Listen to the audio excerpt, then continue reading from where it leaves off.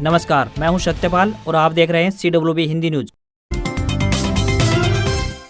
शक संवत 1947 विक्रम संवत 2082 आज श्रावण मास के कृष्ण पक्ष की चतुर्थी तिथि और दिन सोमवार है। तदनुसार अंग्रेजी तारीख 14 जुलाई सन 2025 आज सावन महीने का पहला सोमवार व्रत भी है।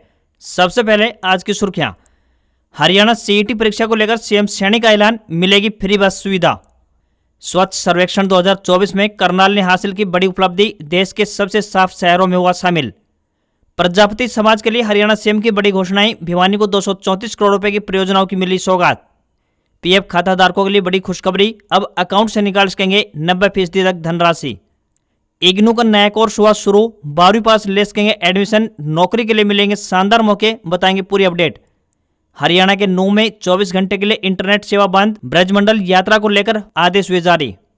दादरी में मिड डे मील वर्कर्स की बैठक, 3 अगस्त को पानीपत में करेंगे राज्य स्तरीय प्रदर्शन, सैलरी बढ़ाने, नौकरी पक्की सहित कई मांगे। फरीदाबाद में महापंचायत, सरकार को 30 दिन का अल्टीमेटम, अरावली में तोड़फोड़ का विरोध, दीपेंद्र हुड्डा, दुष्यंत चौटाला और राकेश टिकैत हुए शामिल।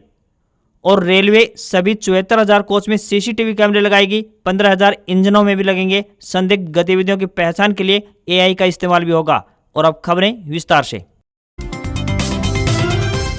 हरियाणा में मानसून सक्रिय हो चुका है और लगभग सभी जिलों में आसमान बादलों से ढका हुआ नजर आ रहा है। बारिश की वजह से मौसम सुहावना जरूर हो गया है, लेकिन उमस ने लोगों को अभी भी परेशान कर रखा है। पूरे सीजन में अब तक हरियाणा में औसतन 150.7 मिलीमीटर बारिश रिकॉर्ड की जा चुकी है, जो कि सामान्य यानी कि 106.7 मिलीमीटर से 41% अधिक है। सबसे अधिक वर्षा यमुनानगर जिले में दर्ज की गई है। बारिश से तापमान में गिरावट दर्ज हुई है, जिससे गर्मी से राहत जरूर मिली है। मौसम विभाग के अनुसार भिवानी से बंगाल की खाड़ी तक फैली मानसूनी टर्फ लाइन के कारण नमी युक्त हवाएं हरियाणा में प्रवेश कर रही हैं। इसके चलते 14 और 15 जुलाई को उत्तर हरियाणा में मध्यम तथा दक्षिण पश्चिम जिलों में हल्की बारिश के आसार हैं। मौसम विभाग ने 14 जुलाई को यमुनानगर, पंचकुला, चरखी दादरी, महेंद्रगढ़, रेवाड़ी, गुरुग्राम, फरीदाबाद, पलवल, मेवात, अंबाला, कुरुक्षेत्र, कैथल, करनाल, जींद, हिसार, भिवानी, रोहतक, झज्जर, पानीपत, सोनीपत, सिरसा और फतेहाबाद में बारिश की संभावना जताई है। मौसम विभाग के मुताबिक 16 जुलाई तक मौसम में बदलाव के साथ बारिश होती रहेगी।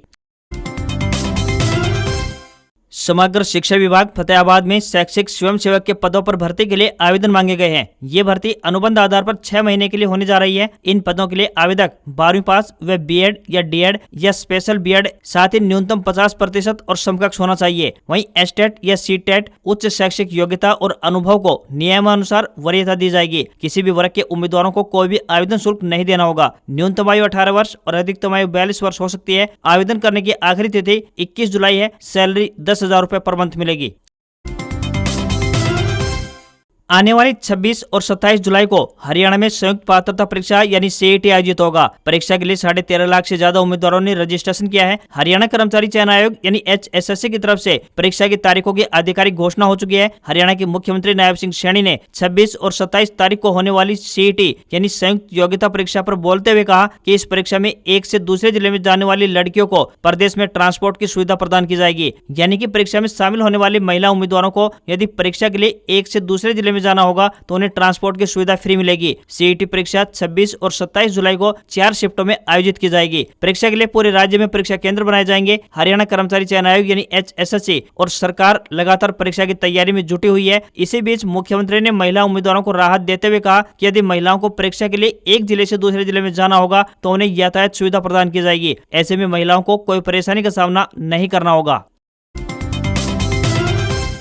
हरियाणा के भिवानी में राज्य स्तरीय महाराजा दक्ष प्रजापति जयंती समारोह आयोजित किया गया। कार्यक्रम में मुख्य अतिथि के तौर पर मुख्यमंत्री नायब सिंह सैनी पहुंचे। यहां उन्होंने 234.40 करोड़ रुपए की 14 विकास परियोजनाओं का उद्घाटन और शिलान्यास किया। समारोह को संबोधित करते हुए नायब सिंह सैनी ने कहा, हमने समाज के हर वर्ग के लिए हरियाणा एक, हरियाणवी एक की भावना से काम किया है। अगले 15 दिनों में प्रजापति समाज को 2000 गाँव में पंचायती जमीन दी जाएगी। साथ ही जो लोग छोटे उद्योग शुरू करना चाहते हैं उन्हें मशीनें खरीदने और इमारतें बनाने के लिए सरकार वित्तीय मदद भी करेगी। साथ ही 15% सब्सिडी भी दी जाएगी। उन्होंने आगे कहा कि प्रजापति समाज BCA में आता है। हमारी सरकार पिछड़ा वर्ग के छात्रों को 8,000 रुपए की स्कॉलरशिप दे रही है। इस वर्ग की बेटियों की शादी के लिए दी जाने वाली राशि 41,000 रुपए से बढ़ाकर 51,000 रुपए कर दी गई है। उन्होंने कहा, धर्मशालाओं के लिए समाज को चाहे फतेहाबाद हो, रोहतक हो, जमीन दी जाएगी। रोहतक में प्लाट देने की आज घोषणा करता हूँ। पूरे प्रदेश में हमने योजना के तहत 20,555 शिल्पकारों को स्किल्ड ट्रेनिंग दी जा चुकी है। 50 करोड़ का कर्ज भी हमने दिया है। मैं धर्मशालाओं के लिए लिए 31 लाख रुपए देने की घोषणा करता हूं। मैं आज घोषणा करता हूं कि अगले 15 दिनों में प्रदेश के 2000 गाँव में पंचायती समाज के लोगों को भूमि उपलब्ध करवा दी जाएगी। वहाँ प्रजापति समाज को खसरा नंबर सहित जमीन की पूरी जानकारी उपलब्ध होगी। कोई भी व्यक्ति उसकी ओर आंख नहीं उठा पाएगा। हरियाणा के नूंह मेवात में आज होने वाली ब्रजमंडल यात्रा को देखते हुए इंटरनेट बंद कर दिया गया है। इस दौरान बल्क एसएमएस की सेवाएं भी सस्पेंड रहेंगी। ये आदेश 13 जुलाई की रात 9 बजे से लेकर 14 जुलाई रात 9 बजे तक यानी 24 घंटे के लिए लागू रहेंगे। हालांकि इस दौरान बैंकिंग और मोबाइल रिचार्ज से जुड़ी हुई एसएमएस सुविधाएं पहले की तरह जारी रहेंगी। सरकार के इस आदेश से पहले नूंह में रविवार को डीजल से भरी 87 कैन बरामद की गई है। इन्हें पेट्रोल पंप पर भरवाया जा रहा था। पूछताछ में वे इसके बारे में कोई ठोस जवाब नहीं दे पाए। नूंह के डीएसपी देवेंद्र सिंह ने इनकी गिरफ्तारी की पुष्टि करते हुए बताया कि ब्रजमंडल जलाभिषेक यात्रा के कारण खुले में डीजल पेट्रोल बेचने पर प्रतिबंध लगाया हुआ है। वहीं सरकार ने हिंसा के आरोपी रहे फरीदाबाद के हिंदू संगठन के नेता बिट्टू बजरंगी के भी यात्रा में शामिल होने पर रोक लगा दी है। नूंह प्रशासन ने उसे इजाजत नहीं दी है, जिसको लेकर बिट्टू बजरंगी ने हाईकोर्ट में भी याचिका दायर कर रखी है। बता दें कि साल 2023 में ब्रजमंडल यात्रा के दौरान नूंह में हिंसा हो गई थी, जिसमें 7 लोगों की मौत हो गई थी। इसके बाद आज होने वाली यात्रा में किसी भी तरह की गड़बड़ी न हो, इसके लिए सरकार के ये आदेश आए हैं। इसके अलावा सीएम नायब सिंह सैनी ने यात्रा के रूट पर आने वाली मीट की दुकानें और मीट की फैक्ट्री भी बंद रखने के ऑर्डर जारी किए हैं। सुरक्षा के लिहाज से 2500 पुलिसकर्मियों की तैनाती की गई है। इसके अलावा इस बार नाके भी बढ़ाए गए हैं। नूंह में सोमवार को होने वाली ब्रजमंडल यात्रा को लेकर भारी वाहनों की एंट्री बंद कर दी गई है।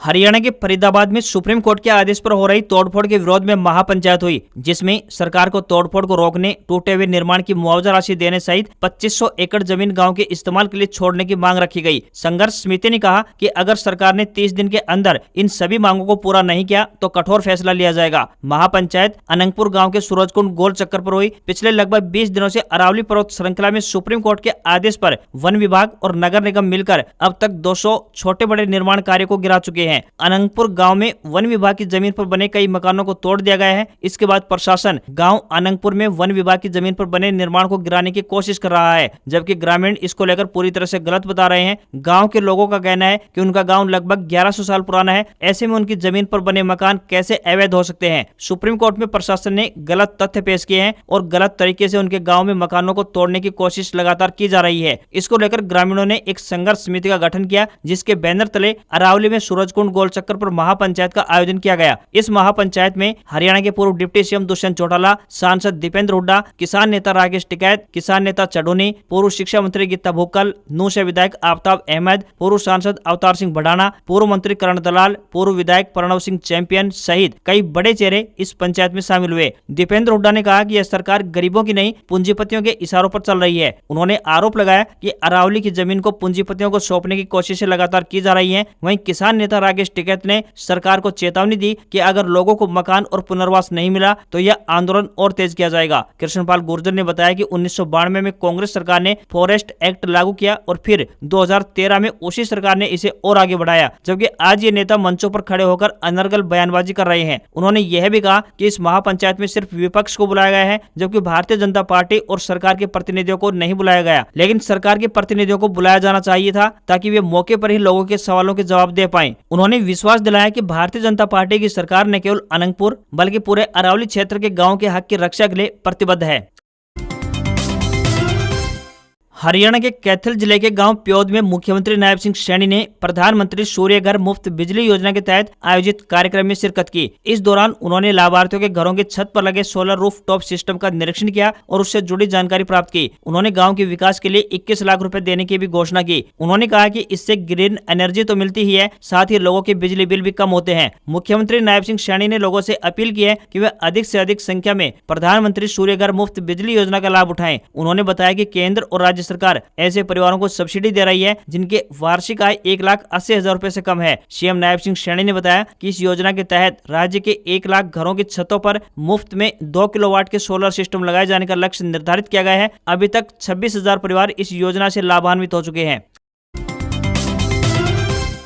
हरियाणा के 5 जिलों में मछली पकड़ने के अधिकारों के लिए ई नीलामी की प्रक्रिया शुरू की जा रही है। इसके लिए इच्छुक बोलीदाता को 15 जुलाई 2025 तक धरोहर राशि ऑनलाइन जमा करवानी होगी। यह प्रक्रिया राज्य के अंबाला, पंचकुला, सोनीपत, गुरुग्राम और नूंह जिलों के लिए अधिसूचित तालाबों, नदियों, नहरों और ड्रेनों के लिए होगी। यह अधिकार वर्ष 2025-26 के लिए 1 सितंबर 2025 से 31 अगस्त 2026 तक लागू रहेंगे। इच्छुक व्यक्ति नीलामी की शर्तें विभागीय वेबसाइट hartish.gov.in पर देख सकते हैं। इच्छुक बोलीदाता eauction.gov.in पोर्टल के माध्यम से आवेदन कर सकते हैं। नीलामी की पहली तिथि 17 जुलाई 2025 निर्धारित की गई है, जो कि सुबह 9 बजे से लेकर दोपहर 12 बजे तक आयोजित की जाएगी। उन्हें नीलामी शुरू होने से पहले 15 जुलाई 2025 शाम 4 बजे तक संबंधित जिले की धरोहर राशि जमा करनी होगी। नीलामी की दूसरी तिथि 24 जुलाई 2025 है, जिसके लिए 22 जुलाई 2025 शाम 4 बजे तक धरोहर राशि जमा करवानी जरूरी होगी। प्रत्येक बोलीदाता को 1180 रुपए की ई सर्विस फीस ऑनलाइन जमा करनी होगी, जो कि नॉन रिफंडेबल है। जिनकी बोली स्वीकार नहीं होगी, उनकी धरोहर राशि नीलामी समाप्त होते ही उनके बैंक खाते में वापस भेज दी जाएगी।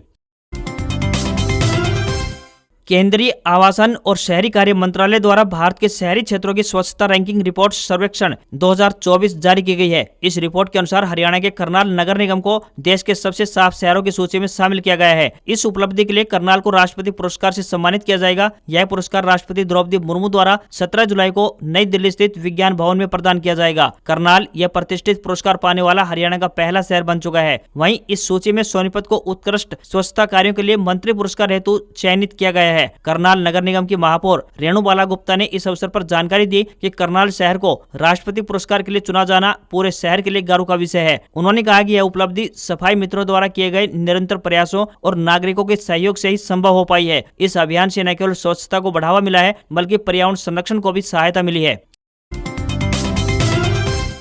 हरियाणा के लगभग सभी जिलों में मानसून सक्रिय होने पर जमकर बारिश हो रही है, लेकिन लगातार हो रही बारिश से सब्जियों की कीमत आसमान छू रही है। ऐसे में आमजन को अब सब्जियां खरीदने के लिए पहले के मुकाबले अपनी जेब को और ज्यादा ढीली करना पड़ रहा है। वहीं गृहिणियों को रसोई प्रबंधन करने में खासी परेशानी झेलनी पड़ रही है। रिटेल और थोक बाजार में सब्जियों की कीमतों में लगातार वृद्धि दर्ज हो रही है। कुछ सब्जियां तो आमजन की थाली से गायब होती जा रही है। इस वजह से खाने का स्वाद पहला जैसा नहीं रहा। खासकर पिछले लगभग 2 सप्ताह की बात करें तो सब्जियों की कीमतों में बढ़ोतरी का दौर लगातार जारी है। आलू, प्याज, टमाटर और हरी मिर्च जैसी सब्जियां 30% तक महंगी हो चुकी हैं। दुकानदारों ने बताया कि इस मौसम में सब्जियां बहुत जल्द खराब हो जाती हैं, इसलिए लंबे समय तक स्टॉक कर रखना काफी रिस्की रहता है। ऐसे में अगले 2 महीने तक सब्जियों की कीमतों में बढ़ोतरी का सिलसिला जारी रहने की पूरी संभावना दिखाई दे रही है। प्रमुख सब्जियों की ताजा कीमतों की बात करें तो आलू 25 रुपए किलो से लेकर 30 रुपए किलो तक बिकता हुआ दिखाई दिया। तो वहीं प्याज, हरी मिर्च, बंद गोभी 20 रुपए प्रति किलो बिकी। टमाटर, घिया, परमल, तोरी 40 रुपए प्रति किलो का रेट रहा। तो वहीं नींबू 70 रुपए किलो पहुंच चुका है। बैंगन 50, खीरा व पेठा 30 रुपए प्रति किलो और फूलगोभी व शिमला मिर्च 100 रुपए प्रति किलो बिक रहे हैं।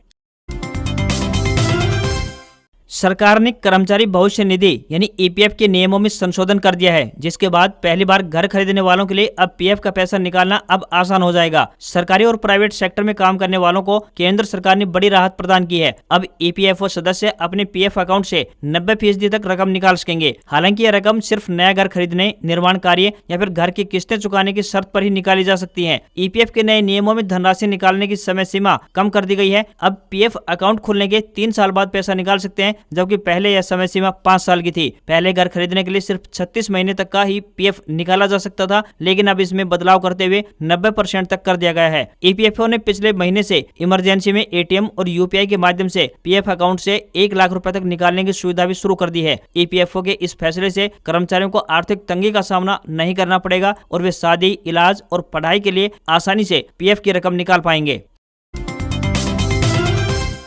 इंदिरा गांधी राष्ट्रीय मुक्त विश्वविद्यालय यानी इग्नू छात्रों को विभिन्न प्रकार के कोर्सेज उपलब्ध करवाती है। इसी के चलते यूनिवर्सिटी एक और नया कोर्स लेकर आई है। इग्नू ने जुलाई सेशन 2025 से बीए होम साइंस कोर्स को शुरू किया है। यह कोर्स 4 वर्षीय स्नातक पाठ्यक्रम के तहत open and distance learning mode में मौजूद होगा। इस कोर्स के लिए 12वीं पास छात्र आवेदन कर सकते हैं। इसके अतिरिक्त जो स्टूडेंट्स हायर एजुकेशन के साथ साथ किसी व्यावसायिक क्षेत्र में भी कैरियर बनाना चाहते हैं, उनके लिए भी यह शानदार ऑप्शन हो सकता है। कोर्स हिंदी और इंग्लिश दोनों मीडियम में उपलब्ध होगा। इस यूजी प्रोग्राम में थ्योरी और प्रैक्टिकल दोनों शामिल हैं। कोर्स का स्टडी मटेरियल प्रिंट और डिजिटल दोनों फॉर्मेट में उपलब्ध रहेगा। अगर कोर्स की फीस के बारे में बात करें तो छात्रों को साल में 5,000 रुपए देने होंगे। इसमें रजिस्ट्रेशन और डेवलपमेंट फीस भी शामिल है। जो भी स्टूडेंट इस कोर्स के बारे में ज्यादा जानकारी प्राप्त करना चाहते हैं वे ignuadmission.smart.edu.in पर जाकर चेक कर सकते हैं।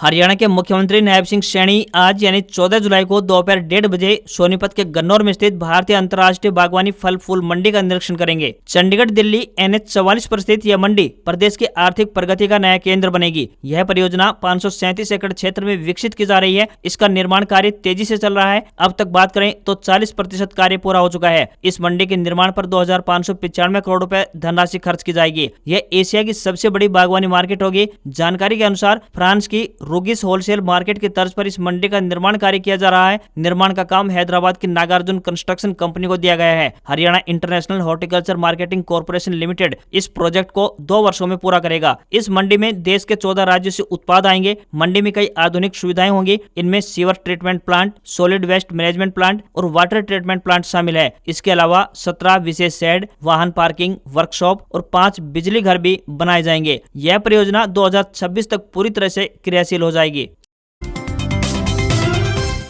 टोयोटा किर्लोस्कर मोटर ने ग्लेंजा को अपडेट कर दिया है। कंपनी की इस पॉपुलर प्रीमियम हैचबैक कार सभी वेरिएंट्स यानी E, S, G और V में अब 6 एयरबैग स्टैंडर्ड मिलेंगे। इसमें ड्राइवर और पैसेंजर के लिए फ्रंट, साइड और कर्टेन एयरबैग शामिल है। इससे ये कार अब पहले से ज्यादा सेफ हो गई है। कंपनी का दावा है कि कार CNG ऑप्शन के साथ 30.6 किलोमीटर प्रति kg का माइलेज देती है। इसके साथ ही टोयोटा ने एक नया प्रेस्टीज पैकेज भी लॉन्च किया है। 31 जुलाई तक मिलने वाले इस पैकेज में आपको डोर वाइजर, क्रोम और ब्लैक कलर के एसेंट के साथ body side moulding, rear lamp garnish, ORVM और फेंडर के लिए chrome garnish, rear skid plate, illuminated door seals और लोअर ग्रिल गार्निश जैसी एक्सेसरीज मिलेंगी। टोयोटा ने हाल ही में ऐसा ही पैकेज हाई राइडर के लिए भी पेश किया था। अपडेटेड ग्लेंजा की एक्स शोरूम कीमत 6,90,000 रुपए से शुरू होती है। हैचबैक का मुकाबला Maruti Baleno, Hyundai i20, Tata Altroz और सियोट्रॉन C3 क्रॉस हैचबैक से है। टोयोटा कार के साथ 3 साल या फिर 1 लाख किलोमीटर की स्टैंडर्ड वारंटी भी दे रही है, जिसे 5 साल या 2.2 लाख किलोमीटर तक एक्सटेंड किया जा सकता है। कार के इंजन में कोई बदलाव नहीं किया गया है। इसमें पहले की तरह 1.2 लीटर का 4 सिलेंडर पेट्रोल इंजन दिया गया है। 0 से 100 किलोमीटर प्रति घंटे की स्पीड पकड़ने में इसे तकरीबन 12 से 13 सेकंड लगते हैं।